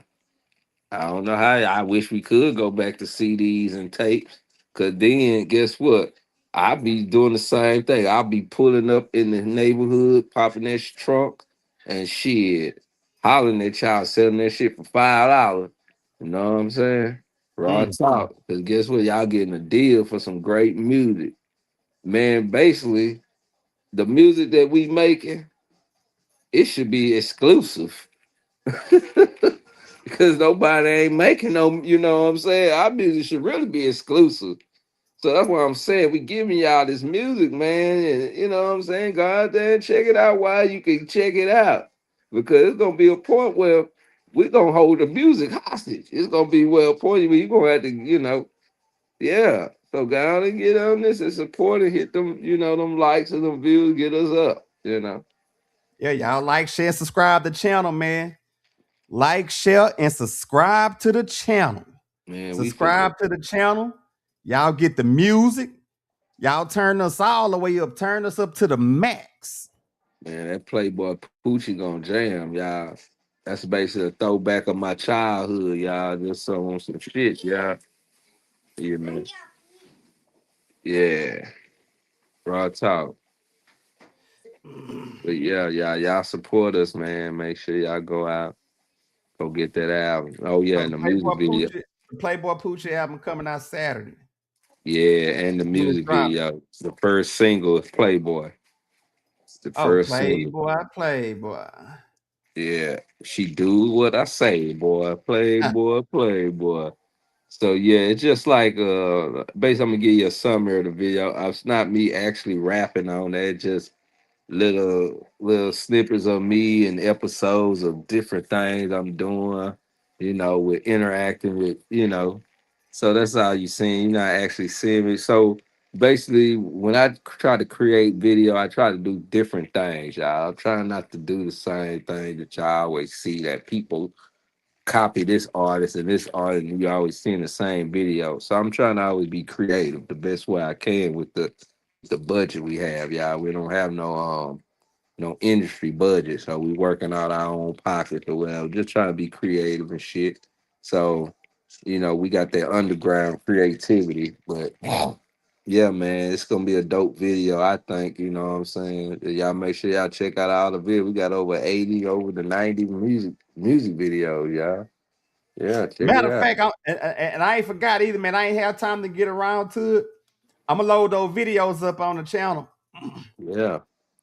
And even the ones you ain't got, we gotta download. Cause I might even have to download like All on Me and shit. Right. Yeah, so just to have. Which I might have to pay that little subscription that they gonna let me download. You feel me? I just do it for a month. Just to get them videos right quick. Yeah, cause I need them motherfuckers. I want All on Me, and it was something else that I didn't say, I believe. I can't remember. It's like 2 videos that's missing off that Super Bowl edition. Okay. Then Tribe Called Quest would let us put out one of their songs. I think it was the Got it going on. You Got It Going. But what was the actual instrumental track called? It wasn't Benita. It wasn't Bonita Benita Apple. Applebum. Bonita Yeah. Applebum. So the actual track was Bonita Applebum, y'all. So they didn't give us permission or whatever. So basically, we couldn't. We got the music video out, but as far as us like putting it out on a platform and presenting it to, like, you know, generate some type of income or where you can stream it on Spotify, they wouldn't let us do it, y'all. You know what I mean? So I hate that. I sure hate that, y'all, because that was one of my favorite cuts. Jesus Peace presented that track to me, and he came up with the hook and shit, and then we just came up with the idea to shoot the video. Uh, at where were we at? Herman, where were Herman we? Park. We was at Herman Park. Okay, we was at Herman. Man, we had a great time. We had a fun time. Matter of fact, we had a pre-making of the video. You got it going on, so maybe y'all want to check that out. It was a good time, man. We had a good time. Matter of fact, a person told me one time. This is before we had all the music out. This is when we had Super Bowl edition out, and we was having all these videos. And one cat was like, "Man, it look like y'all be having fun." When you look back, yeah, we have, but he didn't understand we were working, piecing, and trying to come up with the idea of what scenes were. But yeah, that's good that it made it look like, but we were having fun. Like the videos were fun, like riding around. Because when we did the riding around video, y'all, we was at the rodeo basically. So we was outside of there, found a parking spot. We was fucking around, having fun like a motherfucker. Uh, the Once Upon a Time, matter of fact, that's our first ever music video. We had fun with that because we were just around the northeast side. Like we basically stayed around City Cash and Homestead area, just having fun. Um, mingle with a couple of cat. Oh yeah, mingle with a couple of cats in the video that we grew up with, and man, it was just fun, you know. And the What You Know About That, that was a very fun video. Okay, hold on, y'all. Cause we working on Playboy. He sent me okay, I'm gonna go get he just sent me a rough draft of Playboy, the music video. So I'm gonna check that out in a little bit, see if he got it up to par like I want it, y'all. Because so basically some of these videos I didn't have hands on it because I don't edit. So when the editor edit, I don't get to be there on site with them to be like, hey, piece this, piece this, piece this, because sometimes these people don't listen to the music. Sometimes if you're an editor, just listen to the song and you got clips, the song gonna tell you where to put the clips at or whatever. But anyway, so you see certain videos, yeah, some of them I'll be like, man, damn, but you know, it's a hassle, y'all. So I just let it go, y'all. You feel me? So bear with the music video, y'all. You know, I know they could probably be, but hey, man, now y'all can help us with that. Donate cash apps if y'all want to. Jesus Peace got it up there, his or whatever. Muda Goon, shit. And yeah, man, we can go from there. We can make it better, or y'all can just share our music, subscribe, get it out there to the people, and maybe these people come calling and give us a deal that worth taking. You know what I'm saying? For real. So y'all know where we at on this, But yeah, man, we had great times with these music videos, man. The What You Know About that was fun because we collab with some cats that I came up with under the South Side banner. And yeah, because I was messing with the South Side for a minute, raised out there, you know what I'm saying? Um and man, we got with these cats, the M&L cat, Money Never Lose camps. And man, we Salute to put out Money Never Lose, man. yeah, man, and we put down some real Swile House Federation, 8 Ball Space Age, pimping type of goddamn game on this one song. And it was a Too Short classic we took back from Ant Banks, the Dangerous Crew. And man, we just put our flavor on it, man, the Southern flavor, man. You know what I mean? Like they say, ain't nothing like Southern flavor, you know what I'm saying? Until you get a good bite of it. So, yeah, man. And then we dropped a Florida classic. My boys out there in Florida, man, they love this, man. Uh, my Zopound crew, they love this song, All on Me. We were just basically in the hood, man, nighttime, man. You know, that's where things happen after freaks come out at night, man. Danger come out at night. So we were just out on the pavement, nighttime, Just let y'all know this is why I go down in the neighborhood. You know what I'm saying? We had a fun time doing that one because we was out on the grip. You know what I mean? So, like Right. I say, we got some good shit, y'all. Y'all check it out, man. We got great music, man, out there. Like great music, y'all. So that stuff, Smack Water talk. I don't know what he actually talking, but I hope if he ever see the video, he need to go and check out the mountains that we was talking about, and they need to go and spin them boys up in them clubs. I'm I a, want to. I'm gonna try to see if I can get him on the show, man. I got a profound cousin of mine, man. He be Right. knowing these guys and stuff, man. So hopefully Right. I can shoot out a line and see if I can reach out to him and hopefully get Right. him on here, man. See what we can, put together and Yeah. whatnot. Right. You know how it go, man. With I don't know if I was talking about that on one of the early episodes where cats be knowing certain people, cause what I learned is who you know. Certain people that we know be knowing people and they know what we do and don't, but I think I talked about this, so we don't have to go back and spin the block no more on that. But if y'all following us, y'all listen to the episode, y'all already know what I'm talking about. I don't have to spin the block, you know what I'm saying? Hey, y'all, I'm acting like them youngsters talking about spin the block and stuff. So but yeah, man, like I say, I'm gonna tell y'all this. I believe we top 5 in the game. Top 5 dead or alive. You know what I'm saying? Because like I say, I was telling Jesus piece. I went back over a lot of music that was crowned this and that, this and that. And a lot of the albums that was praised or put in the book of best hip hop albums ever, man, that shit was biased, people. Like, I'm not gonna criticize whoever the judge is. Well, I get it. You know what I'm saying? I get it. That's where you from. That's what, brought you up. That's what you used to. So hearing something from somewhere else from another coast and say, I get it. You know what I'm saying? But man, I'm gonna tell y'all something, man. I'm gonna be honest with y'all.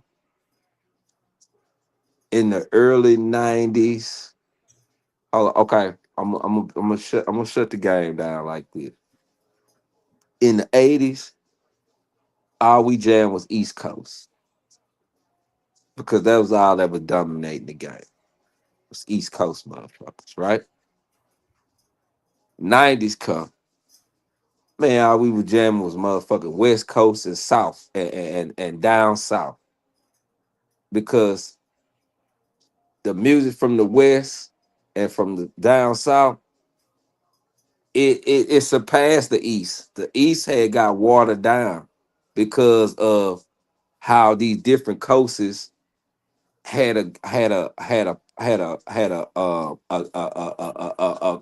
sound to where people could relate instead of to that one sound and that one coast, because that music that was coming from that one coast was for that one coast. You see what I'm saying? Like people couldn't understand some certain, you know what I'm saying? They talking ain't lingo, But when you heard West Coast music here in Houston, we could relate. We understood their lingo. Right. Like when they heard our music, we understood it was like they was dominating from West and the South was dominating, man, in the 90s, y'all. What kind of gave the East Coast a little speck They was was the milk. huh? It was the milk of shit. That shit was in the heart of Times Square. So of course the record label giants was right there in New York. We couldn't walk up the street and go to all these record labels like New York could. Mm. That was the difference. Mm. When you can go right outside the hotel in Manhattan and go to the right there, they are record label. When you go to the left and past the corner store, you at a whole nother record label. Mm.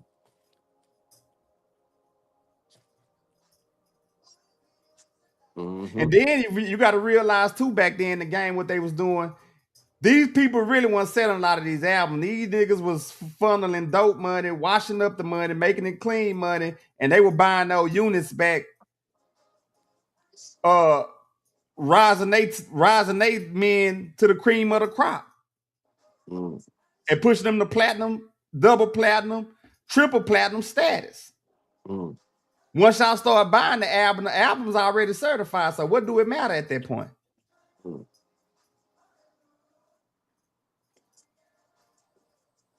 Crazy work. Very crazy. Very crazy. Yep. Crazy work, y'all. But you know, y'all getting a feel of how the game was going down, basically, you know. Like I say, man, in the 90s, West Coast and the South was just dominating. Like that's what we was like, that sound, it just clouded the East didn't have a chance, y'all. Like, you know, they had some shit, you know, don't get me wrong, Tribe Called Quest, De La Soul, and stuff like that. And but the music that was coming from the West and the South it just overpowered that shit. You know what I mean? Y'all, like, you be like, man, I want to hear this goddamn MCA, y'all. I want to hear this damn Spice One, y'all.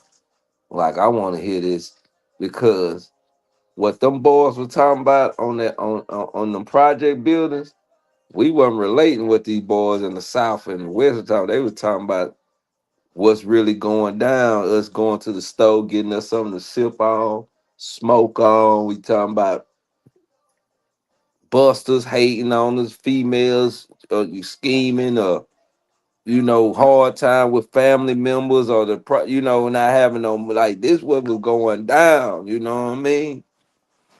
You know, so yeah, you know, but like I say, what the little speck of what the East had was Bad Boy. Bad Boy gave the East Coast some hope. Like Sean Combs, no matter what, I don't care about all that other shit. We talking about music. His mind, his creativity, what he did, like, yeah, you look. Even though the West and the South were dominating, you had to tap your feet and bob your head to what that boy was out there dropping. They was out there making history. They was out there making history, y'all. No matter what, from Total to Craig Mack to Biggie, that early roster, y'all. Oh my God, y'all. He did it with that Mary J. Blige from the Uptown era. He man, like, dude, yeah, you know. So, you know, he gave us a little hope, and then Wu-Tang. Okay, so when I heard the Wu-Tang album,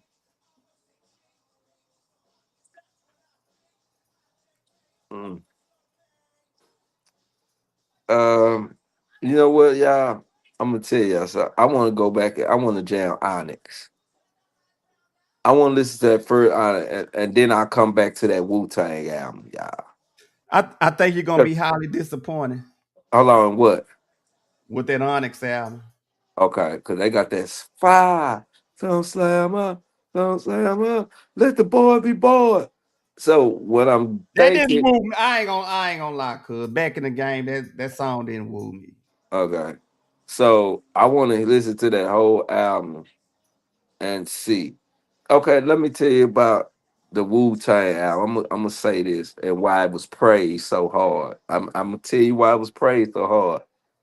It was praised so hard because they was looking for saviors. that's how strong the West was, y'all, in the South. Like they was looking for them savior, and Wu-Tang was a savior as far as they was rugged, but they was hip hop. Like I listened to the whatever their first Wu-Tang album is, and I was like, okay, I was impressed as far as because I came up on the East Coast, y'all. Like I said, we jammed nothing, but East Coast was dominating in the 80s because that's where the stuff came from. So of course it's gonna dominate the 80s because that's where it was born from and presented to us, you know. So, but yeah, man, Wu-Tang, they mashed together good and they brought you a very a remembrance, a kind of what hip hop was back in the day. That's why I think they are praised so much because it reminds you of a throwback kind of how people grew up on the East Coast. So that's why they're praised so hard, you know. And then the white folks clutter too. So you know when you get a white audience, it's gonna make you larger than life. That's from like how Michael Jackson blew up. Not saying Michael Jackson is less of an artist. We just saying Michael Jackson because white people clung to him. Prince blew up. White people clung to him. See these white when the white folks get into something and they invent they spend more money on our music, our culture than we do. They you know what I'm saying? So that's kind of why they wanted to stop the music because I think Ice-T said this or maybe Ice Cube. Now they came into the white folks' home in their living room attacking their kids. Right. Now they want to shut it, you know what I'm saying?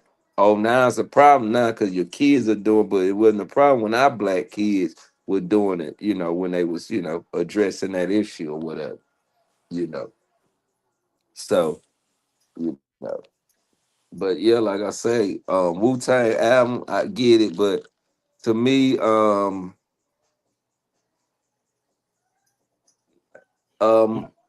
underrated, y'all. I'm sorry. Not trying to be hard and shit, but nah, I'm gonna tell you something. That Even ready from to them, even saying RZA is one of the greatest producers ever, and I was like, well, damn, what in the hell he produced that put him on this pedestal? I'm gonna tell you something. RZA ain't even made a harder beat than what's that boy name? Primo, and Primo inconsistent.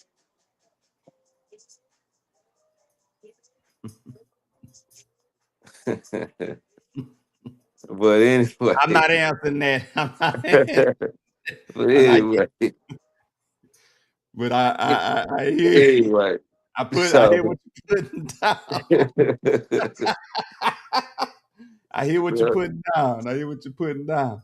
yeah, so y'all gotta understand. I'm a real hip hop critic. Like you know, like I do this, y'all. Like I love the music game for us to be shorthanded. You know what I'm saying? People fucking shorthanding the game. You know what I'm saying? I ain't gonna let it go down like that. I'm gonna speak my truth, what I feel, because I know what good music is, what great music is. I'm not biased to the east or the west or the south or midwest or whatever the case may be. Because like I said, we listen to everything. You know what I mean? We listen to everything. And what I say, that Ready to Die album, East Coast classical. Like Yes. that what's that album by Nas? Illmatic cannot mess with Ready to Die. I'm sorry. I don't think there's no East Coast album of a up late when Biggie or when I mean the uprising of the East. I'm not gonna talk about the East Coast in the 80s. I'm not that's take Big Daddy Kane, Rakim, what's the other cat name? Cool that what's his name? Cool G Rap, KR Slick Rick that just keep them out right now. I'm talking about the up to date, like the Nas's, the J's, the Wu-Tang, the Onyx, the AZ, whoever was out in that little prime time or when Bad Boy was coming with Craig Mack and them. Man, Biggie, no album could F with that Ready to Die, y'all. No East Coast, not LL. Bro, basically, I'm gonna tell y'all something. Every rapper on the East should have just quit. Craig Mack, that flavor was some that was some smoke. But man, that Ready to Die. Oh yeah, he set it off. He set it off. Set it off. Everybody should have quit then when That Boy. That one song got him rich for life. He should have been rich for life. Should have been rich for life. He didn't have to do another album really on that one song. That was, man, that's one of hip hop top 10, maybe top 5 songs of all time. Yes. Yeah. Yes. I can honestly testify to that and say that. Yeah. So I'm just telling y'all, man, that's one of hip hop. Yeah. You know, like y'all gotta understand, like, yeah, man, they Ready to Die. Man, and it took his song to give Biggie the alley-oop because that's how Biggie got on the remix.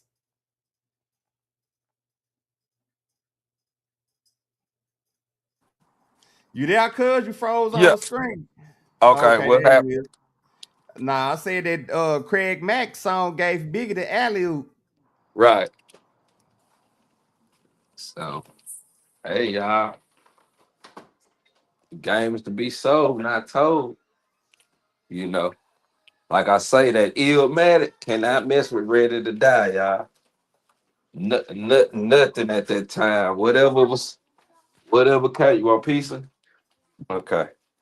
Whatever was coming out, nothing, y'all. Nothing. Hey. Some West Coast and South albums weren't messing with that Ready to Die. So that let you know the East Coast had to go rearrange and come back. They had to all go back to the drawing board, y'all. Because Biggie set a different landmark. And they was like, and that's why he was saying he was the king of New York. That's what people don't get, why he was saying he was the king of New York. He already knew he had a sound that, then y'all just my underlings. Y'all just my siblings in this game, in this rap game. And he said that on the second album. He would let y'all know he could not be touched, man. And he proved it too. Man, East Coast, y'all, boy, y'all should have protected that man with y'all life. You know what I'm saying? Like, but see, the thing was, a lot of people were jealous of him. Like, he, you know what I'm saying? Like, I'm gonna tell you something. Pac and Biggie got a lot of them cats paid, got them some attention from Jay-Z to Nas to Mobb Deep. That's what got them boys on the map. Not saying they ain't got no good music or nothing, but that little beef of Biggie campaigning for him, and then basically Pac campaigning when he talking about him. People want to know who these cats is. You know what I mean? Facts. So facts. Yeah, man, this game is crazy. People don't want to know the truth. See, this episode probably won't even get out, y'all. Just like the wrestling episode when we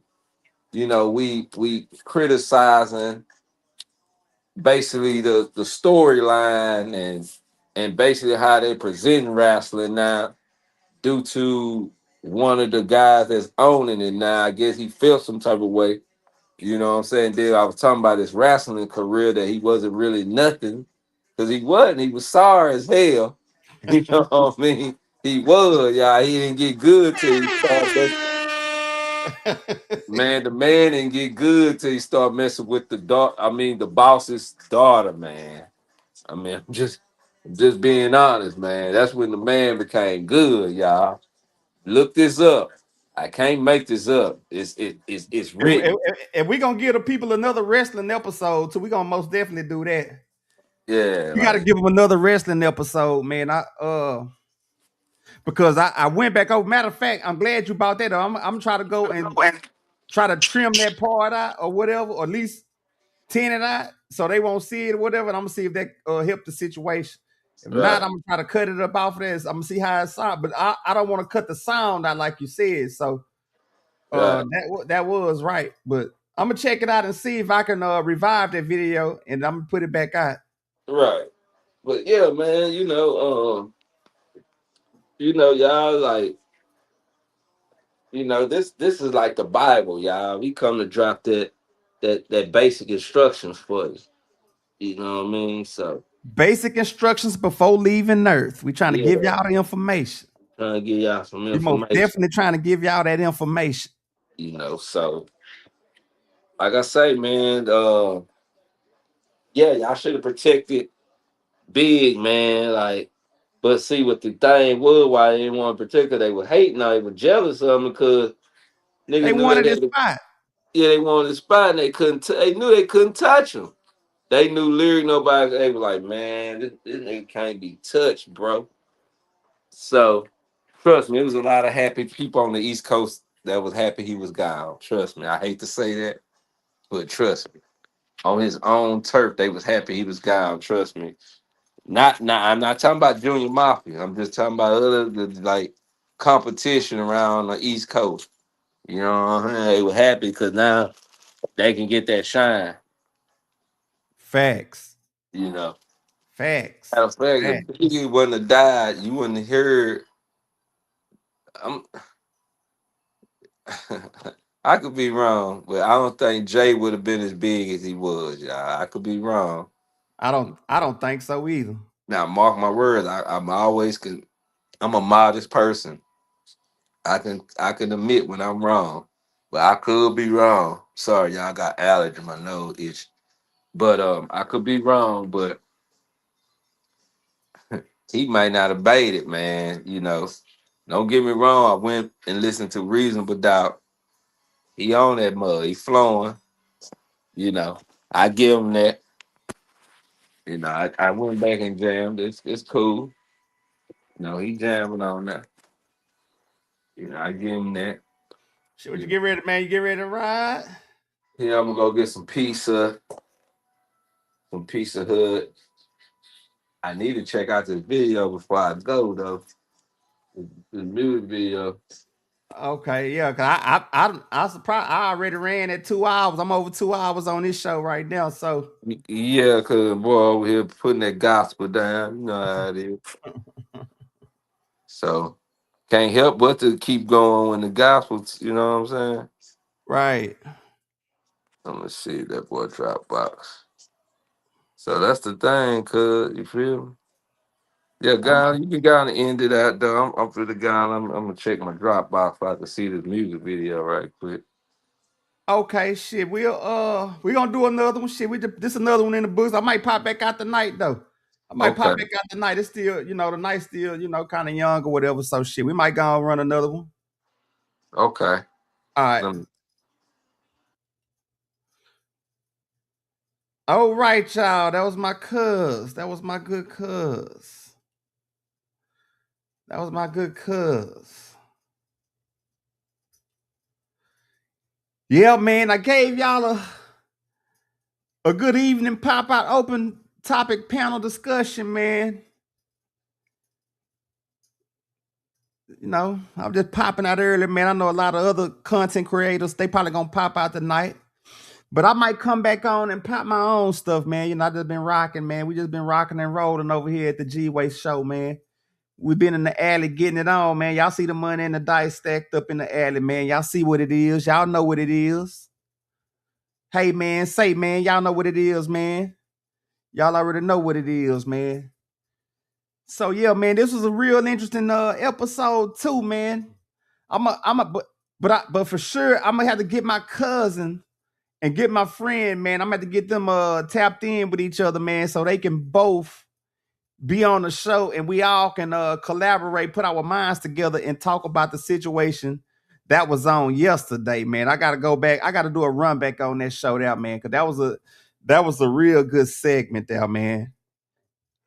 That was a real deep showdown, man. So I really enjoyed it, man. I know my cousin had some comments he had put on the show earlier, and I was really gonna ask him about all this, man, but we got to talking, man. Once we get to talking, man, it's just a show. It's just a show within the show. So I didn't get to chime in with him on it, but I will tap in with him about what he was texting in the comments or whatever and stuff. Because some of the stuff he was asking, it was answered. I don't know what part of the video that he got to get the answers he needed, and then some of the stuff that he asked, maybe I can fill in the blanks if I can.